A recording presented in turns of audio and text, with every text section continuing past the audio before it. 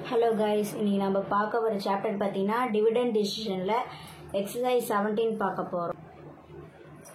இந்த கம்பெனியோட பேர் பார்த்தீங்கன்னா மெரிசம் limited. Paid of equity shares பார்த்தீங்கன்னா ₹5 lakhs. Earning of a company பார்த்தீங்கன்னா 50,000. டிவிடெண்ட் பேட் பார்த்தீங்கன்னா 40,000. நம்பர் ஆஃப் ஈக்விட்டி ஷேர்ஸ் பார்த்தீங்கன்னா 5,000. அதுக்கப்புறம் வந்து பிஇனா வந்து நம்மளுக்கு ப்ரைஸ் ஏர்னிங் ரேஷியோ அது பார்த்தீங்கன்னா நம்மளுக்கு 20 இருக்காங்க. நெக்ஸ்ட் பார்த்தீங்கன்னா வால்டர் மாடலில் நம்மள கண்டுபிடிக்க சொல்லியிருக்காங்க.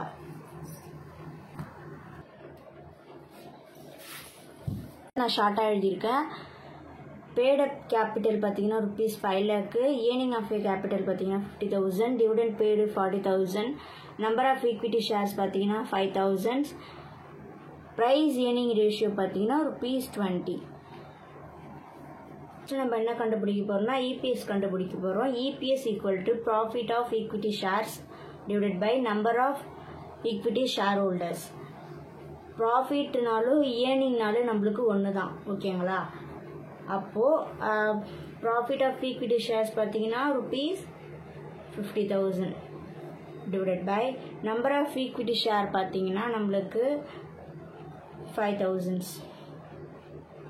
இது 50,000 divided by 5,000 நம்மளுக்கு பண்ணால் நம்மளுக்கு வர வேண்டிய வேல்யூ பார்த்தீங்கன்னா ₹10. நெக்ஸ்ட் நம்ம என்ன கண்டுபிடிக்கணும்னா கால்குலேஷன் ஆஃப் ரிட்டன்ஷன் நம்ம கண்டுபிடிக்கணும்னா அதோடைய ஃபார்முலா பார்த்தீங்கன்னா price earning ratio equal to market price divided by EPS, ஓகேங்களா?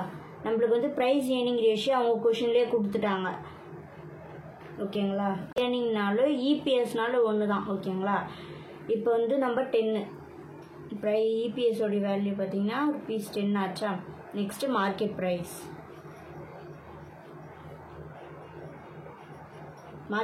நம்மள்கிட்ட இல்லை, அதனால மார்க்கெட் ப்ரைஸ்ன்னு எழுதிட்டேன். EPS பார்த்தீங்கன்னா 10. இது ரெண்டும் ஒன்று தான், ஓகேங்களா?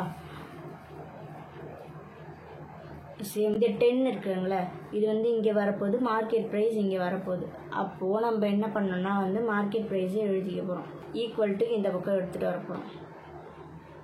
இந்த 10 ஈக்குவல்ட்டுக்கு அந்த பக்கம் எடுத்துக்க போகிறோம். இந்த டிவைடில் இருக்குல்ல, இப்போ நம்ம எக்ஸ்சேஞ்ச் பண்ணதுனால டினாமினேட்டரில் இருக்க 10 வந்து மேலே போகுது. டிவைடில் இருக்கிறது மல்டிபிள் எடுத்துக்க போகிறேன். எடுத்துக்கிட்டால் நம்மளுக்கு வர வேண்டிய வேல்யூ பார்த்திங்கன்னா 100, ஓகேங்களா? மார்க்கெட் ப்ரைஸ்னாலும் ரிட்டன்ஷன்ஸ்னாலும் ஒன்று தான், ஓகேங்களா? அப்போது ரிட்டன்ஷனுடைய பர்சன்டேஜ் பார்த்தீங்கன்னா 100% கண்டுபிடிக்க போகிறோம். K equal to 1 divided by price earning ratio into 100, ஓகேங்களா? ப்ரைஸ் ஏர்னிங் ரேஷியோனா அப்போது 1 டிவைடட் பை EPS. ஃபஸ்ட்டு நம்ம என்ன கண்டுபிடிச்சோம், ₹10 கொஷின்லேயே கொடுத்துறாங்க 20%. 1 டிவைடட் பை 20 இன்ட்டு 100ன்னு பண்ணால் நம்மளுக்கு வர வேல்யூ 5% கிடைக்கும், ஓகேங்களா? இதுதான் வந்து K உடைய பர்சன்டேஜ். இப்போ நம்ம கண்டுபிடிக்க போகிறோம். D equal to EPS into pay out. EPS பார்த்தீங்கன்னா நம்ம இப்போ கண்டுபிடிச்ச 10 இன்ட்டு நம்மளுக்கு வந்து ரிட்டன்ஷன் வந்து 100% நம்ம கண்டுபிடிச்சோமா. அப்போ பே அவுட் பார்த்தீங்கன்னா ரிட்டன்ஷன் வந்து 100% கண்டுபிடிச்சோம். அப்போ பே அவுட் நம்மளுக்கு என்ன வரும், 0 வரும், 0%. இப்போது அப்போ பே அவுட் வந்து 0% வருமா. D ஈக்குவல் டு நம்மளுக்கு 0 தான் வரும். ஏன்னா எந்த நம்பர் கூட நம்ம இன்ட்டு 0 பண்ணாலும் நம்மளுக்கு வர ஆன்சர் 0வாக தான் வரும். டிவைட் பண்ணாலும் சரி, மல்டிபிள் பண்ணாலும் சரி, நம்மளுக்கு வர ஆன்சர் 0 தான் வரும்.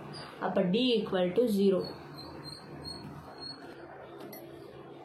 அதுக்கப்புறமா calculation of rate on returns. நம்மளுக்கு வந்து போன சம்மில் வந்து R கொடுத்து வச்சுருந்தாங்க, ஆனால் இந்த சம்மில் வந்து நம்மளுக்கு R கொடுக்கல. அப்போ ஆருடைய ஃபார்முலா பார்த்தீங்கன்னா earning of a company divided by paid equity shares into 100, ஓகேங்களா? ஏர்னிங் வந்து அவங்க வந்து கொடுத்துட்டாங்க 50,000 கொடுத்துட்டாங்க. Next paid of equity capital கொடுத்துருக்காங்க. பேடப் பார்த்தீங்கன்னா நம்மளுக்கு கொடுத்துக்கிறது 5 lakhs கொடுத்துருக்காங்க இன்ட்டு 100. நம்ம கால்குலேட்டரில் பண்ணால் R ஈக்குவல் டு 10%. இப்போ நம்ம கண்டுபிடிச்சது மொத்தம் நான் ஷார்ட்டாக எழுதியிருக்கேன். D equal to 0, R equal to 10%. K equal to 5%, EPS பார்த்தீங்கன்னா 10%. Market price per shares equal to D plus R divided by K into E minus D divided by K. இந்த ஃபார்முலால நம்ம இப்போ கண்டுபிடிச்சது மொத்தம் சப்ஸ்டியூட் பண்ண போகிறோம். D equal to 0 தான் நம்ம கண்டுபிடிச்சோமா, ப்ளஸ் R பார்த்தீங்கன்னா 10%, K பார்த்தீங்கன்னா 5%, E பார்த்தீங்கன்னா 10, D பார்த்தீங்கன்னா 0 divided by K பார்த்தீங்கன்னா 5%.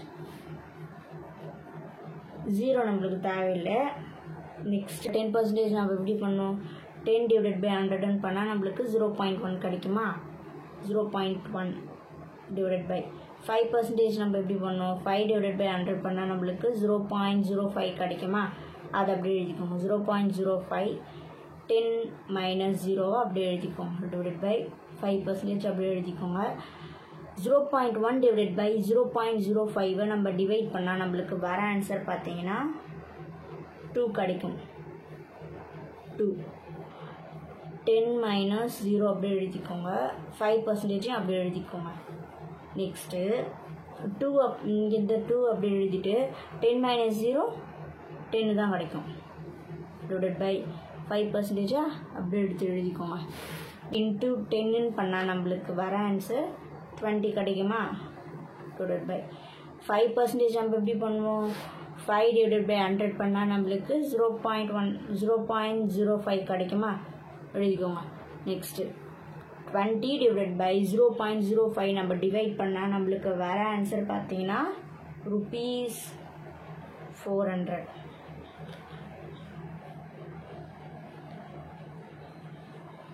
நம்ம எப்படி கண்டுபிடிப்போம், ஆரோடைய வேல்யூ இன்க்ரீஸ் ஆகிருந்து கேவோடைய வேல்யூ டிக்ரீஸாக இருந்தால் அது வந்து க்ரோத் ஃபார்ம்னு சொல்லுவாங்க. இதோடைய ஷார்ட்டாக எப்படி சொல்லுவாங்கன்னா R greater than Kன்னு சொல்லுவாங்க. இதோட ஐடியல் பே அவுட் பார்த்தீங்கன்னா 0%. தேங்க்யூ ஃபார் வாட்சிங்.